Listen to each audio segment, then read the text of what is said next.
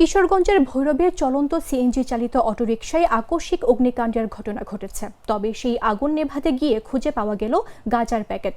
অটোরিকশাটির ভেতরে 10টি প্যাকেটে মোট 19 কেজি গাঁজা যায়। বুধবার সকালে ভৈরব পৌর শহরের চণ্ডীবের উত্তরপাড়া প্রাইমারি স্কুলের সামনে এই চাঞ্চল্যকর ঘটনা ঘটে। খবর পেয়ে ভৈরব থানা পুলিশ ঘটনাস্থল থেকে মাদকসহ সিএনজি চালিত অটোরিকশাটি জব্দ করেছে। লিলি আল্ট্রাসফট সিরাম জেল, যা গভীর থেকে স্কিনে দেয় 3 গুণ সিরাম হাইড্রেশন। সিরাম জেল হাইড্রেশনে ব্রাইট থাকো সব সিজনে।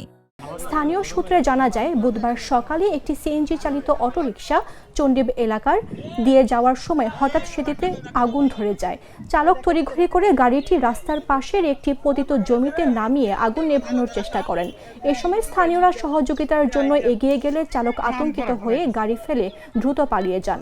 চালকের রহস্যময় পলায়নে স্থানীয়দের সিএনজিটির কাছে গেলে ইঞ্জিনের পাশে একটি ছেঁড়া প্যাকেট সহ মোট 10টি প্যাকেটে বিপুল পরিমাণ গাঁজা দেখতে পান তারা। পরে স্থানীয়রা তাৎক্ষণিকভাবে 999-এ কল করে বিষয়টি পুলিশকে জানায়। খবর পেয়ে ভৈরব থানা পুলিশ ঘটনাস্থলে পৌঁছে গাঁজা সহ নম্বরবিহীন অটোরিকশাটি থানায় নিয়ে যায়।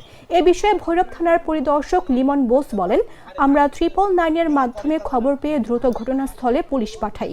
সেখান থেকে পরিত্যক্ত অবস্থায় 10টি প্যাকেটে 19 কেজি গাঁজা উদ্ধার করা হয়েছে। অটোরিকশাটিতে কোনো নম্বর প্লেট ছিল না।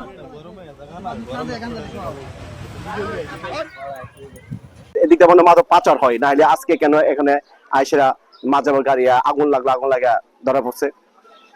এখন ড্রাইভারকে আমরা তো কেউ যাচ্ছি না, ড্রাইভার পালাই গেছে। এখন হ্যান্ড ওভার করা হয়েছে পুলিশের কাছে, পুলিশ ওইগুলো নিয়ে গেছে। তো আমি প্রশাসনের কাছে আমরা দৃষ্টি আকর্ষণ করব যে মাদক অতি তাড়াতাড়ি নির্মূল করার জন্য। যদি মাদক নির্মূল করা না যায় তাহলে আমাদের যুব সমাজ নষ্ট হয়ে যাবে। 999 সংবাদের ভিত্তিতে অত্র থানাধীন চণ্ডীবের উত্তরপাড়া সরকারি প্রাথমিক বিদ্যালয়ের সামনে ধন মিয়ার পতিত জমির উপর হইতে একটি নাম্বারবিহীন সিএনজি এবং সিএনজিতে থাকা 19 কেজি গাঁজা পরিত্যক্ত অবস্থায় উদ্ধার করে এই বিষয়ে আমরা আইনগত ব্যবস্থা প্রক্রিয়া